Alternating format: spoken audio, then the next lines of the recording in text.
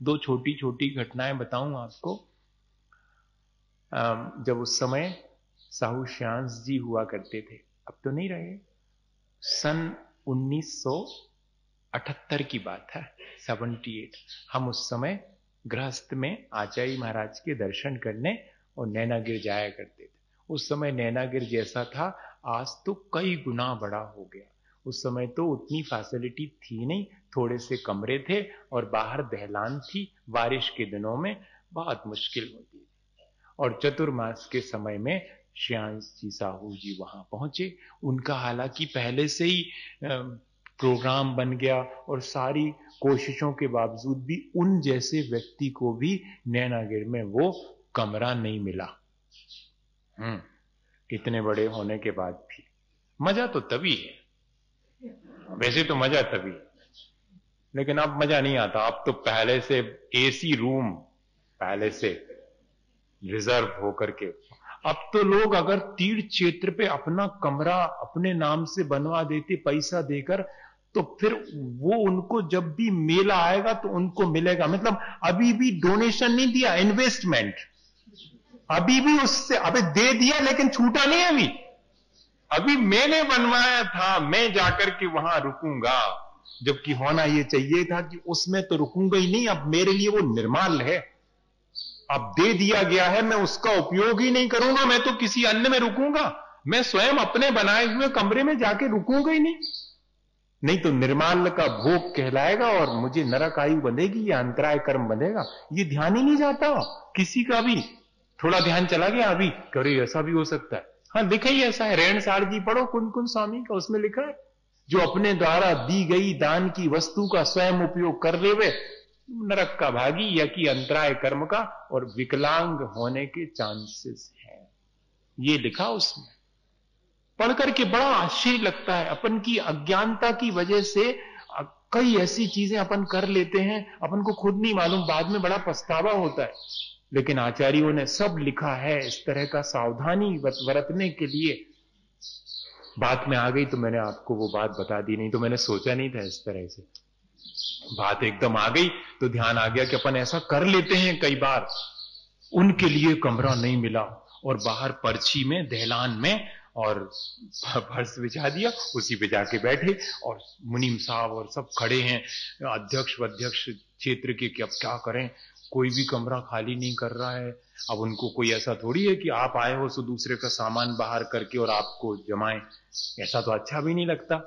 कोई भी हो, कमरा उसका रुका है वो।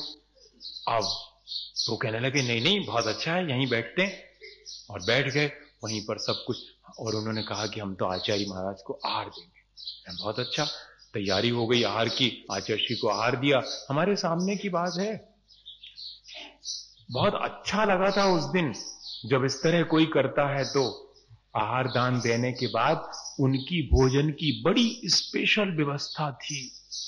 लेकिन उन्होंने कहा कि वहां नहीं जाऊंगा, आज तो जिस चौके में आचार्य महाराज ने जो आहार किया है वो ही करने का मन है। और आचार्य महाराज तो नमक और मीठा लेते ही नहीं।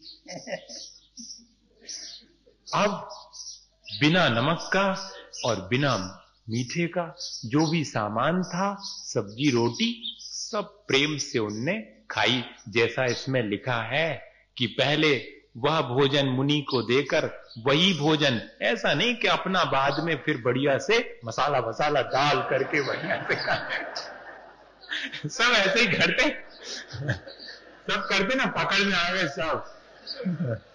हाँ ऐसा लिखा उसमें, क्यों लिखा उसमें गाथा में, समझने की चीज है कि फिर उसको ज्यों का त्यों वो खा लेना जो बचा हुआ है। तो उन्होंने वो ही खाया। सब तो बड़े संकोच में थे। काहे क्यों संकोच में थे? पदाधिकारियों को संकोच क्यों होता जब कोई ऐसा कर ले बड़ा आदमी? तो क्यों? क्योंकि अब क्या पता जाते समय पैसा लिखवाउत के नहीं, कैसे अच्छी व्यवस्था नहीं भाई। अच्छी व्यवस्था देने के पीछे उद्देश्य क्या हो गया? आज के समय में इतनी फैसिलिटी दी जाती हैं क्षेत्रों पर, उसका कारण क्या है? अच्छी फैसिलिटी दोगे तो पैसा खूब मिले। हाँ, उसका धर्म ध्यान हो चाहे न हो, धर्म ध्यान के लिए फैसिलिटी देना बहुत अच्छी चीज, मैं ये नहीं कह रहा हूं। आप अच्छे से धर्म ध्यान करो, निश्चिंता पूर्वक, आपको शुद्ध भोजन मिलेगा, आपको भोजन बनाने की भी चिंता नहीं करना, आप तो पूजा करो बढ़िया 11 बजे तक, ये बात अलग है, ये नहीं कह रहा हूं मैं। लेकिन हम और दूसरी, हमारा उद्देश्य अगर हम विचलित हो जाते हैं तो क्या होता? वो पदाधिकारी हाथ जोड़े खड़े, लेकिन वो प्रसन्न है कि बहुत अच्छा आनंद आया। फिर बाद में आचार्य श्री का प्रवचन हुआ, उसके पहले 2 मिनट वो बोले और उसमें उन्होंने यही कहा कि आज तक मेरी जिंदगी 60-65 साल की निकल गई, मैंने एसी में बैठ करके और एक से एक भोजन किए हैं, लेकिन आज जैसा भोजन ऐसे बाहर दहलान में खुले में बैठ करके, और वो भी मुनि जनों का खाया जाने वाला बिना नमक का भोजन किया, ऐसा तो मैंने कभी भी आनंद नहीं दिया है। ये उनके अपने स्वयं के उद्गार थे। उससे अपन को, इससे अपन को क्या प्रेरणा लेनी चाहिए कि यह जो आहार दान की प्रक्रिया है, यह 4 प्रकार का कोई भी दान है, उस दान के पीछे भावना कैसी है, ये भावना अगर हमारे भीतर है